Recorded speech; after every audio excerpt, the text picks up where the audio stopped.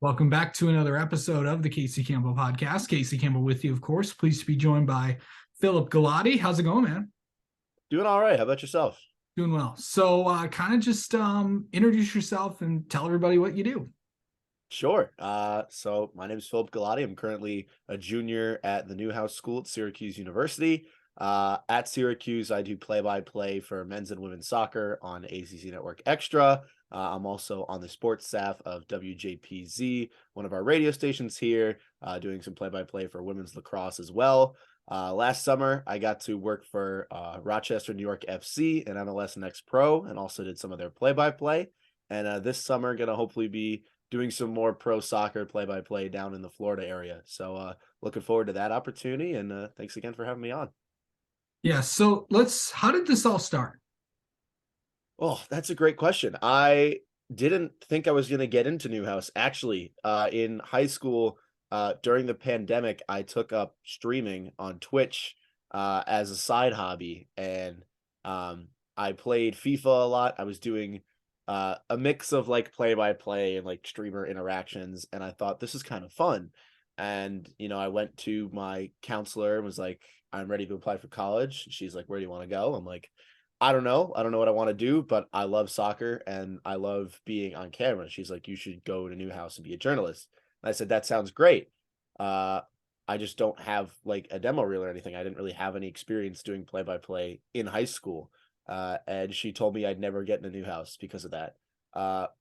Applied on a whim. Here I am. And, day one, tried to hit the ground running. It's an amazing school with some of the best professors in the country. And you learn quickly how to build your craft, and you learn quickly how to build some tough skin as well, which is equally as important in this industry. And it's been a wild ride ever since. Can't believe I only got 1 year left. So it is blatantly obvious that your main sport that you like, that your favorite sport to call is soccer. Yeah, Or football, as others people call it. So kind of just talk about how have you always been a soccer fan? absolutely. I mean, I started playing at the age of 4, still play it. I've coached it a couple times. I've refereed it since 8th grade. I got big into soccer because it was a sport my dad played, and I watched it all the time on TV. And of course, when I was little, that was the era of Frank Lampard and Didier Drogba for Chelsea, and watching those two play was amazing. And of course, I always wanted to be like them. And then, I got to playing at a pretty high level. I went to England for a tournament when I was 12. And it was pretty soon after that tournament that I realized I wasn't going to make it as a player. So I thought maybe covering it is the next best step, because there's no other atmosphere that even equals soccer in terms of the passion that fans bring to the game. And as a broadcaster, having that atmosphere is what sets it apart. Okay, so what's it like calling a soccer game? Oh, dude, I mean, it's crazy. The hardest part really is learning the tactics. And for me, that comes a little bit easier just because I have grown up with the game and I've studied it and I've read books on it, and I've watched it, played it, refereed it. I've seen it from so many different angles. But I think the hardest part for a lot of people to grasp is when to kind of get excited about something, because soccer, it's 90 minutes. You're getting one, maybe two goals on a good day. So not every attack is going to be worthwhile. And so there's a lot of downtime. So the cool thing about the sport that I really like is that there's a lot of storytelling involved, because being able to recognize what might be a promising attack versus what's probably going to turn out as a nothing burger, and being able to weave in stories, that's what makes this sport so special, because so many different players of the sport, especially at the college game, play from around the world and have really cool recruiting stories. And same thing with the pro levels, because there's so many different youth academies around the world, and there's so many different paths that players take to get to where they are. And soccer just has that kind of allure where you get to tell those stories over a longer period of time, because there isn't as much end-to-end action as, say, lacrosse or football, where there's very well marketed stops in play. It's very unique in that sense, and I think that's what sets it apart. Yeah. So, like, what's the most memorable game that you've called just this year? How many have I called just this year?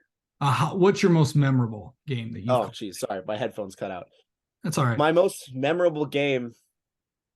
Ooh, I'll stick with the Syracuse team because they are the defending national champions, which, by the way, crazy story in and of itself. They weren't even predicted to finish in the top half of the ACC.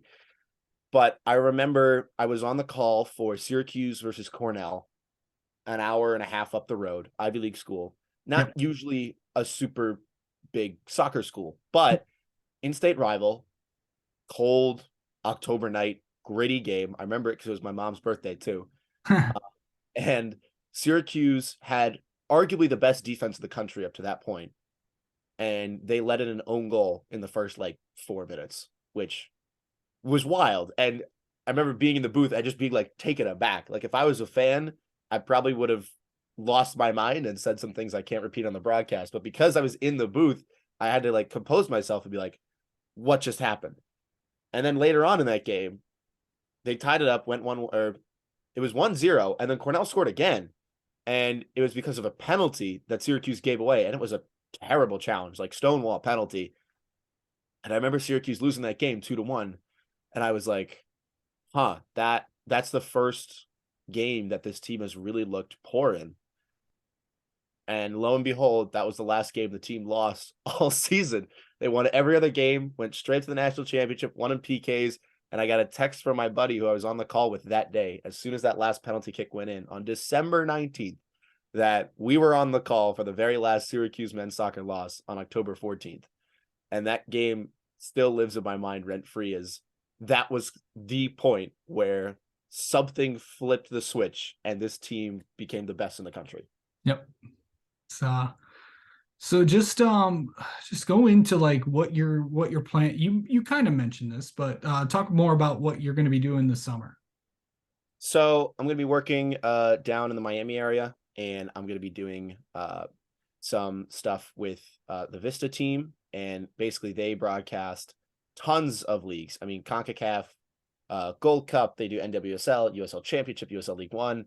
And I'll be in their media center, logging replays, doing melts, fulfilling requests. And then on select weekends, I'll also be doing some play-by-play. So it's a really great opportunity for me to be around professionals in the industry, both in front of and behind the camera, because ultimately, I mean, a lot of people want to be on camera, right? But there's only one Mike Tirico, and there's only one Al Michaels. There's only one John Strong and Stu Holden, for a soccer example, Yeah. right? So being able to really develop my repertoire and develop my skills and experiences, that's going to give me the best chance at getting a job that I'm really going to enjoy when I graduate. Just talk about how this sport has grown in the last few, because people are just Mm. like people are into this stuff. I mean, just look at the when MLS went to, I think it was Apple TV Plus. Mm-hmm. It's like people have always liked soccer. I mean, it's big everywhere, but it's Right. starting to get pretty big here in the United States. And for me, it's awesome to see, because the youth system in the United States, and trust me, I could talk all day about this, Oh, I know you in could. in Europe, for example, right? Or even in South America, if you're really, really good, every club has a youth team, and you will get put into that youth team straight away, and you get meals, housing, training free. Here in the US, I played for an okay youth club team. We traveled up and down the East Coast. Yeah. It was a lot of money. It was a lot of money. So there's a Mhm. lot of kids out there who are really good at the sport and not quite getting that access because there's just so many barriers. Now, though, some of those have started to come down. We're seeing a lot of kids that are currently on the US development teams, or even all the way up to the US men's national team, who grew up playing in Germany, in the Netherlands, overseas somewhere, because those academies have lower barriers to entry economically. But in the US, I mean, the Apple TV deal, for example, it's awesome because this league isn't at the level of, the Premier League, Bundesliga. No one's disputing that. No. But there is a growing fan base, and there has been constant growth in the past decade, especially for MLS. There's been a demand for it. And really, there hasn't been a lot of coverage of it. And then Apple TV comes in, says $99, $79.99 if you're a season ticket holder. And every game, Doesn't matter where you are, no blackouts, every game, replays, analysis, MLS 360, which is an awesome show. I mean, there's so much coverage. They're putting so much money into it, which is awesome to see as a fan, because that's kind of that last step that MLS needs to really expand at the level that we need it to in order to compete with leagues from overseas. And it's finally getting there. The play, the style of play, the pace of play has been getting incrementally faster every year. There's better players now than there was, 15, 20 years ago. And I mean, as a fan, it's amazing to see, because in the college booth, we're seeing a lot of these players go straight into MLS now, which wasn't a path really like 5-10 years ago. And, Syracuse had, of course, I'm going to use Syracuse, obviously, had 5 draft picks this year, which is crazy because there's only 3 rounds in the MLS draft. It's kind of weird. There's a lot of rules. It's an interesting thing, but they had plenty of draft picks. One of them is playing straight away. One guy who didn't even get drafted went straight to Europe, Leicester City, owned by them, one of the Premier League champions in the past decade, and is now playing in Belgium, I believe. And so just to see the level of play from the ground up increase year after year, it's awesome. It really is. Yeah. And lastly, I just want to talk about what does this sport mean to you? See, that's such a good question. I mean, for me, it's not to get all sentimental, but it's something my dad played and I would always see on the TV. And so that was a really good way to connect to him. It was a great way to connect to friends growing up. I mean, my club teammates and I were really close. In high school, I remember there was a kid who moved from Haiti and he spoke French, and I was the only one on the high school team who knew a lick of French. And so getting to play soccer while speaking a foreign language that I'd only taken for 3 years was hilarious, because I do like ass and attack and shoot, and that's like 4 or 5 words. I was studying it the night before. But there is no sport as global as soccer, and there is no sport that has as passionate of a fan base as soccer. It doesn't matter what country you're in, what screen you're in front of, there's going to be somebody watching that game, and there's going to be somebody who deeply cares about that game on an emotional, spiritual level. And soccer it's just an amazing experience, because that's what it is. I mean, it's like any sport, really. It's more fun with friends, but being able to watch and play this game from anywhere. I mean, all you need to play soccer is something vaguely round. That's it. You don't even need a goal. Just put down 2 jackets. Boom, you got a posts or backpacks or whatever.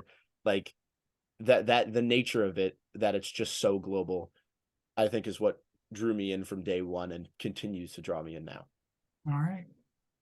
Well, Phillip, thank you so much for coming on and talking with us, and best of luck in your broadcasting career. And let me know, and we'll definitely have you on again sometime, because we need to talk more soccer on this channel. Yes, sir. That'd be awesome. Thanks again.